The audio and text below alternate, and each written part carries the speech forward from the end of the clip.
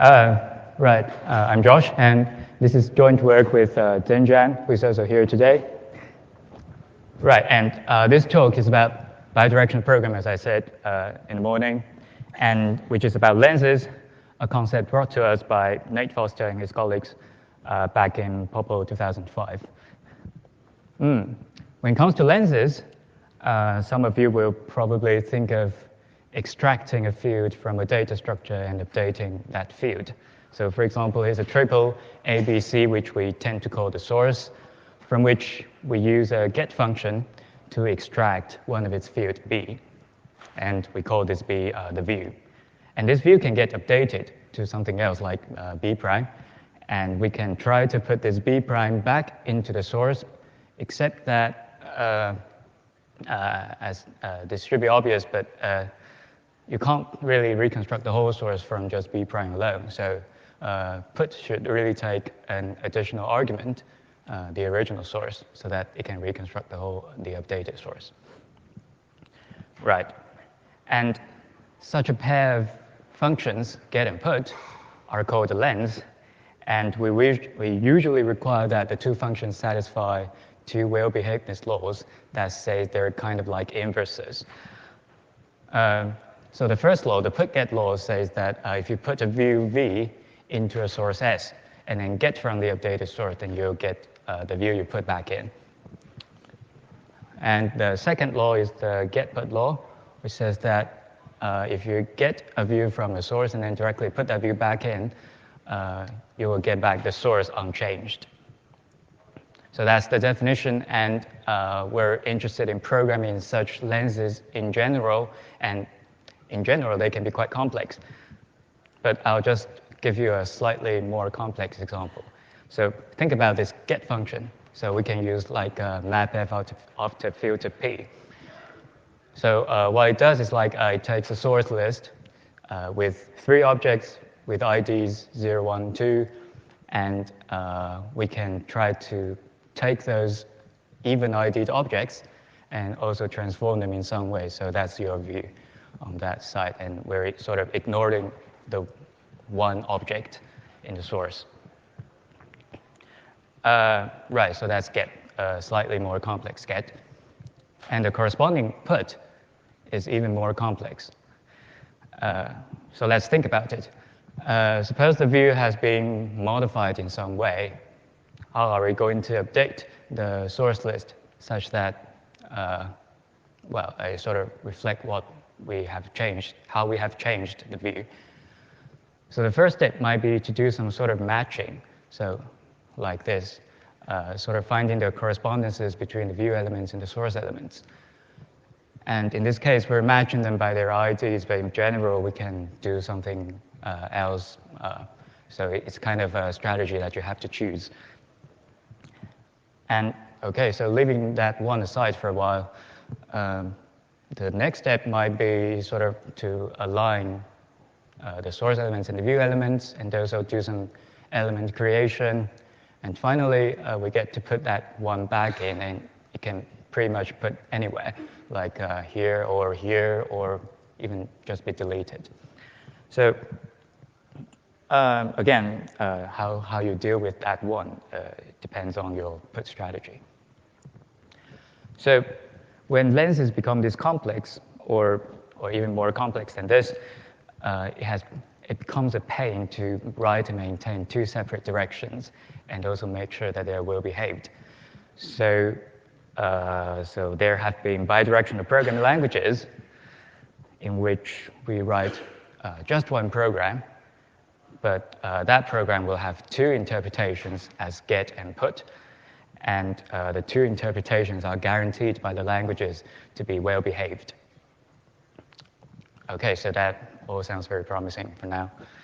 But actually what's interesting about bidirectional programming languages is that they pose a language design problem. This is a language design session after all. So let's think about it again. If you're a bidirectional programmer, how are you going to use this language? Now we're just writing one program, but somehow through that program you should be able to control both the put and get behavior. So this is actually kind of tricky. I mean, and the bidirectional language is supposed to help you to do that. But how? We need to have a good design. But right now, an existing possibility is what we call the get-based approach. So in the get-based approach, what you do is you first write a get function like mapf after filter p, and then you sort of switch to the put direction, the put interpretation of this program, and then try to fill in some more details about your put behavior. In this case, we have to fill in the alignment strategy which we want to use, and also how you manage those ignored elements. So yeah, and then you end up with a program specifying both directions. Well, so this is sort of one program, but as you see, we really need to switch between the get and put directions of the program to make both directions right.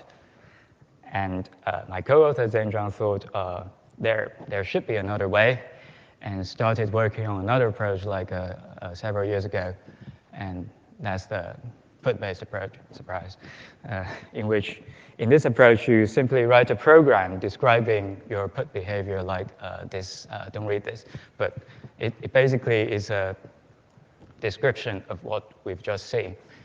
You take an input source list into view list, and you try to do some matching, align them, and manage those elements, etc. So you just write a put.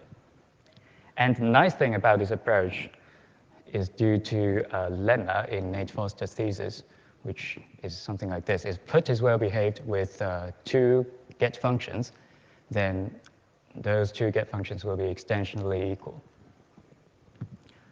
Or put it in another way, if we are programming only well-behaved lenses, then put behavior will uniquely determine the get behavior.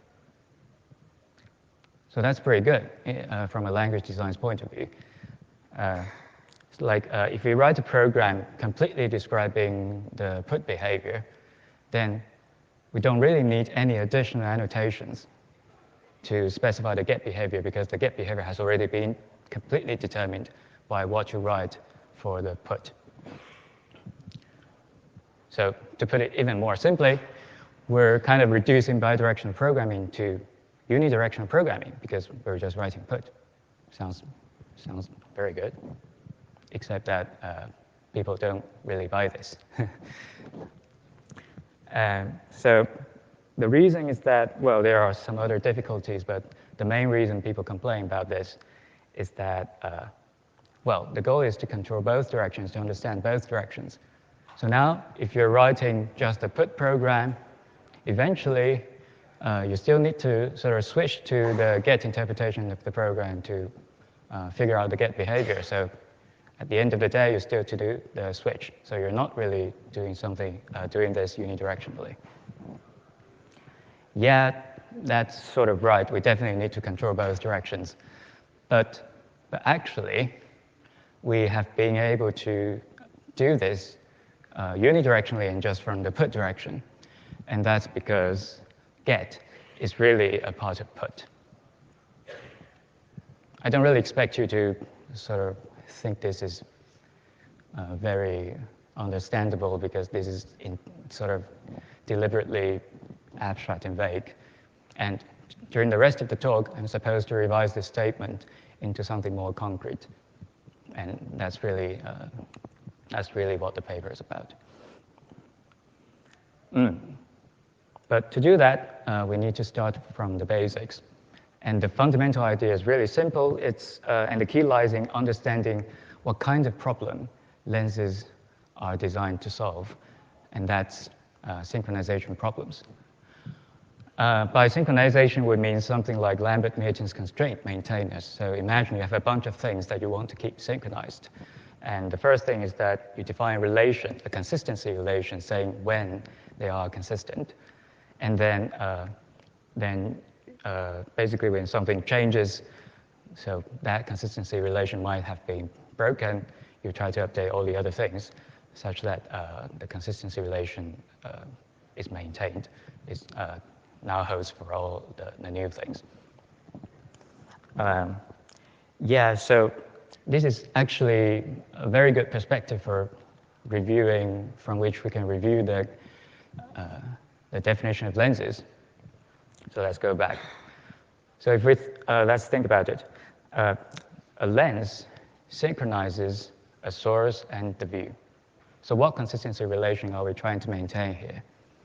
It's more like, actually, it's more like the get, right? In this case, a source is consistent with a view exactly when you get from the source.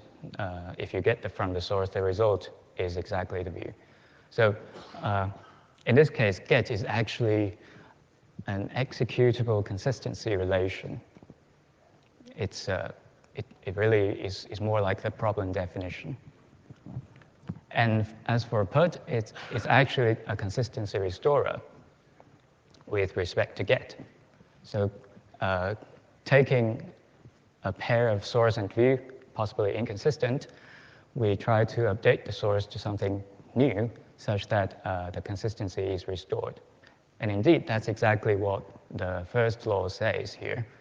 It says, right, the result of put is consistent with the view you put in. So that's really a correctness statement for your consistency restorer. And as for the last one, it's kind of interesting. It's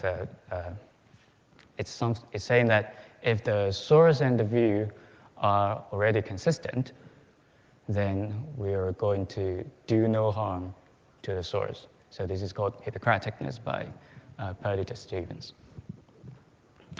Right. So this perspective seems to starting to bring us something interesting. And that's review everything else from this perspective.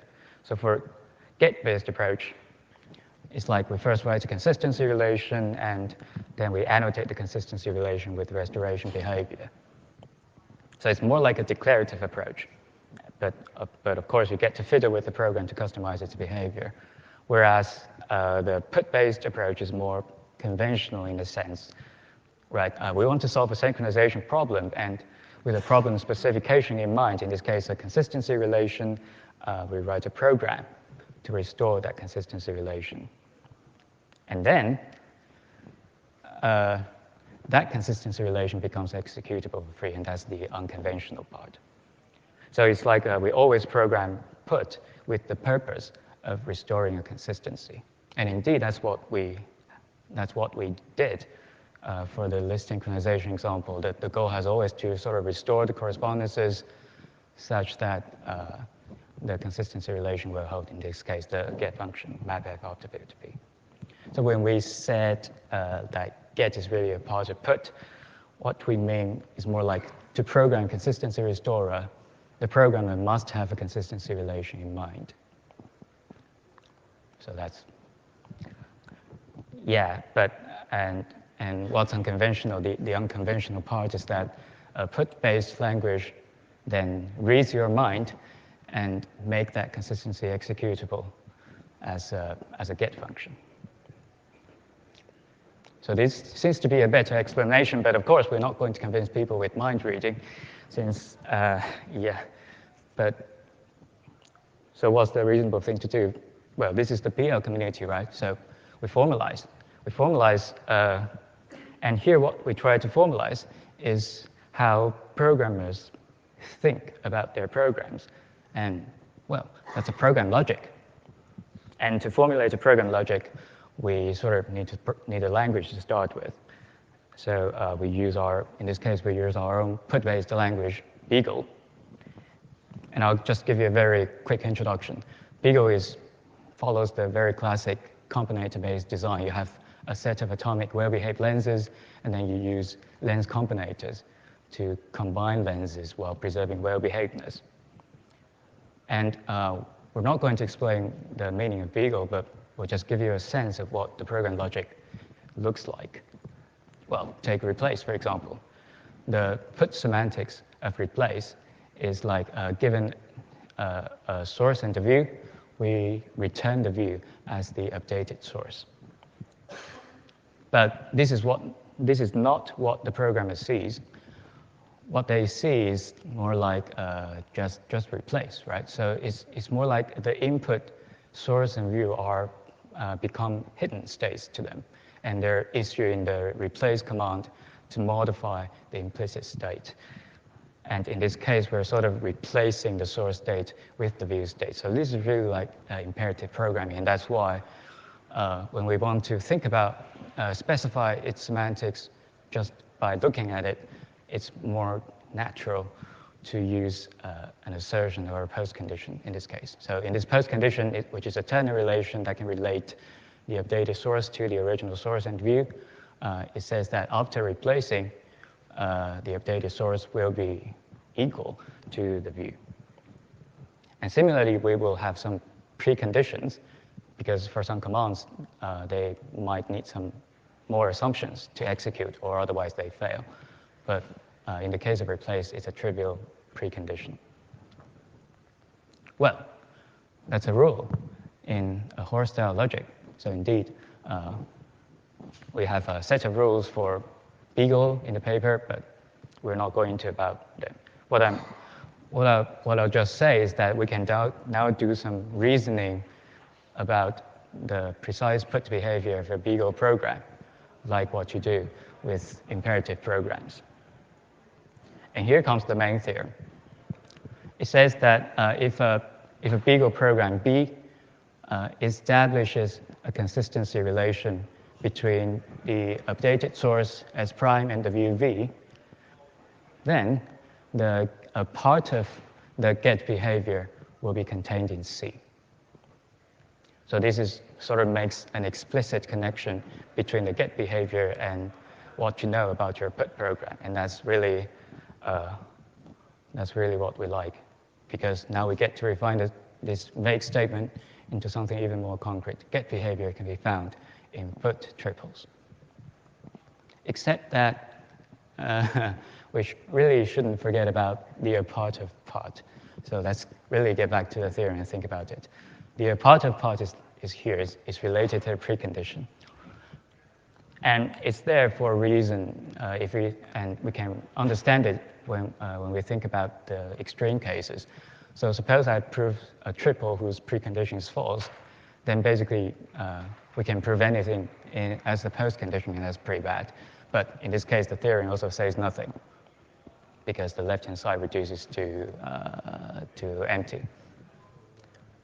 As for the other extreme case, if the precondition is true, then the left-hand side basically reduces to b.get. So it says that the whole get behavior is contained in C, and that's good.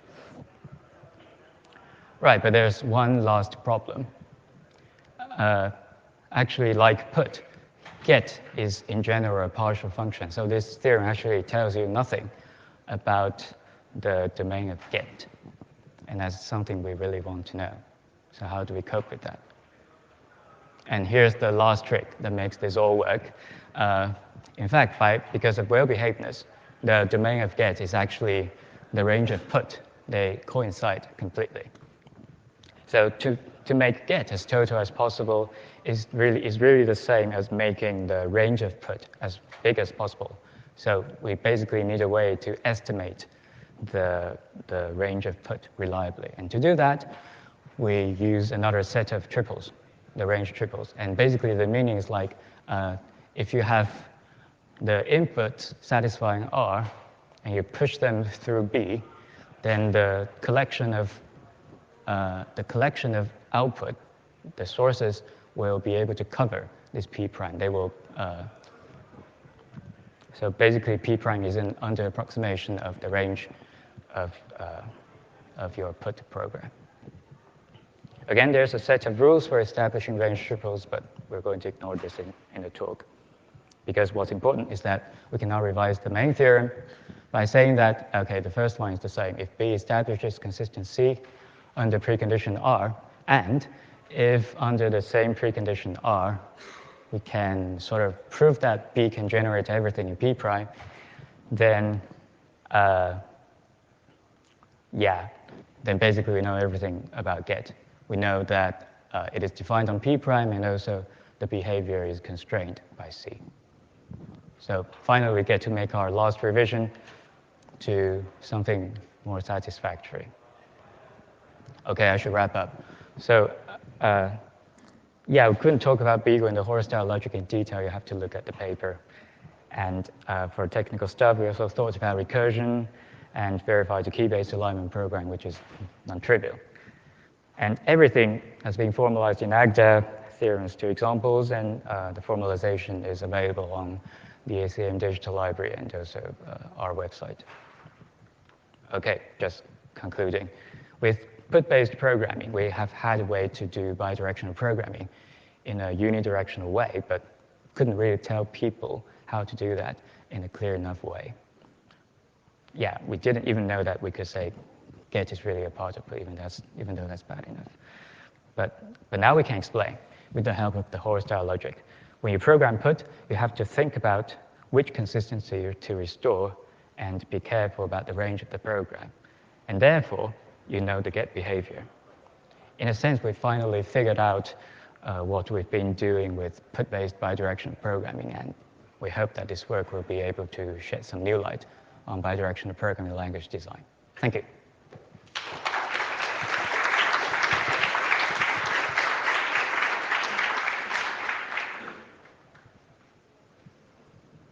So from a programmer's point of view, I do not only want to specify my put function, but I want to write down my put function in a programming language, and from that I want to get the executable get function.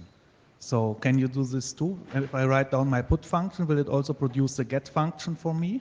Yes, exactly. That's what bidirectional languages are for. You write a put, and then you can interpret it as a get function. A question from the internet. Someone was concerned that there's potential ambiguity on the get side that may not be reflected in the put function. Right, but that's, well, by ambiguity, because Foster's lemma have shown that there's definitely no ambiguity. The get behavior is uniquely described, determined by the put behavior. And then, yeah. So basically, if you write a program right, then you wouldn't get a wrong get function, and the Hoare logic basically helps you with that.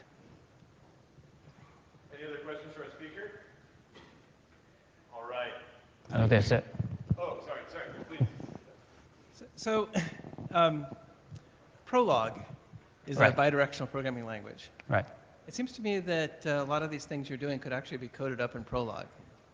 Yes, so that's actually very interesting. We've just discovered this recently. So we're sort of using circuits to describe the internal logic of BiGUL programs, and then we discovered that if we actually sort of interpret those components relationally, we'll be able to get sort of run the circuits in the put and get directions. And that seems to be a very interesting direction that we want to investigate. Thank you.